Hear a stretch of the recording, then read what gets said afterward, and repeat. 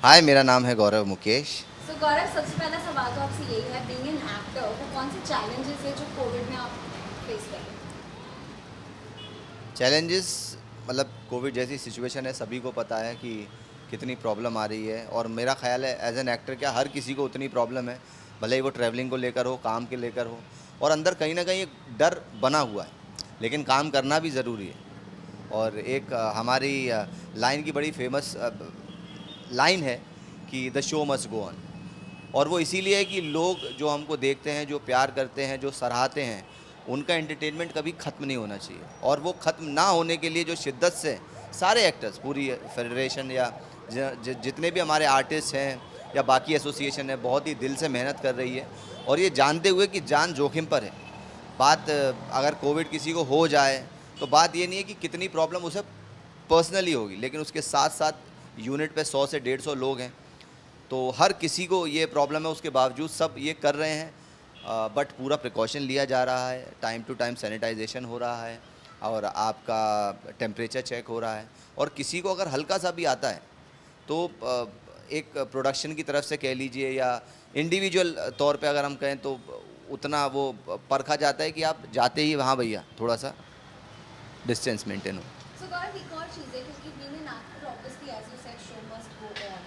सो set पर इन दिनों हम जैसे सुन रहे हैं काफ़ी सारे टीवी के कलाकार हैं जिन्हें कोविड हो गया है, काफ़ी सारे नाम इन दिनों आए हैं। जी। सो अभी क्या आपको लगता है कि बीइंग एन एक्टर या एक ऐसा कुछ पॉलिसी होना चाहिए कि अब सब एक्टर्स को भी वैक्सीनेशन पहले मिल जाए? देखिए, वैक्सीनेशन के बारे में तो मैं ये कहूँगा, अगर पर्सनल मेरी राय ली जाए तो, क्योंकि जितना गवर्नमेंट कर सकती है शायद उतना कर रही है कोई भी चीज़, क्योंकि हमारा जो पॉपुलेशन है वो शायद इतनी कम नहीं है कि इतनी जल्दी जनरेट हो जाए और सबको दे दी जाए। तो जो उनकी पॉलिसीज़ चल रही हैं बहुत अच्छी हैं। और शायद आने वाले 2 महीने या 3 महीने में, और मुझे लगता है अभी शायद चेंज भी हुआ है, क्योंकि पहले ये रूल था कि 45 ईयर्स, पहले 60 आया था, फिर उसके बाद 45 ईयर्स का किया। और अब ये है कि अगर आप यंग भी हैं तो आपको मिल जाएगी। तो सरकार अपनी तरफ से पूरी कोशिश कर रही है। और रही बात कि देखिए, तो फिर सब अपना अपना सोचते हैं कि यार हमारे लिए भी हो जाए, हमारे लिए भी हो जाए, क्योंकि कोई नहीं चाहेगा कि मुझे कोविड हो या किसी और को। तो जो सिनेरियो और जो प्रोटोकॉल उनका चल रहा है बहुत अच्छा चल रहा है, I am happy with that.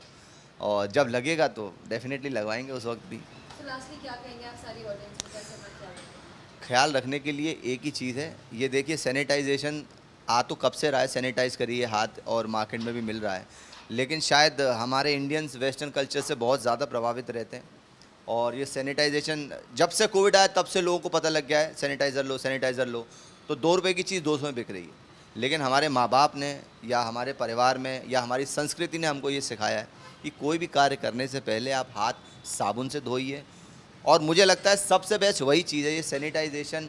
ये और टाइम बच रहा है तो लाइफ में एक मेरा ख्याल है ये फंडा रहता है, कोई भी चीज़ जो समय बचा रही है ना वो लॉन्ग लास्टिंग नहीं होती। अगर मैं करियर वाइज भी आप बात करूं कि अगर आपको रातों रात सक्सेस मिलती है तो चली भी दूसरे दिन जाती है, तो सेम चीज़ है।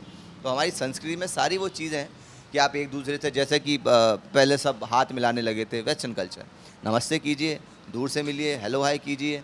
जितना ज़्यादा आप डिस्टेंसिंग मेंटेन कर सकते हैं, एटलीस्ट 6 फुट का तो है ही, तो उतना मेंटेन कीजिए। हाथ रेगुलर वॉश कीजिए, लोगों से टच कम से कम आइए। और जितनी ज़रूरत है, मतलब बहुत ही अति आवश्यक है तो आप घर से बाहर निकले, अदरवाइज़ घर पे रहिए।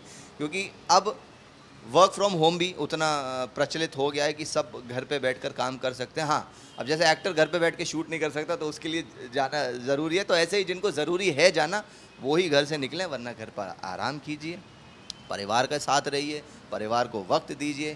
क्योंकि ये समय जो मिला है, ये आगे मैं नहीं चाहूँगा ऐसा किसी को मिले, लेकिन इसका बेस्ट यूटिलाइजेशन आप करें। Thank you.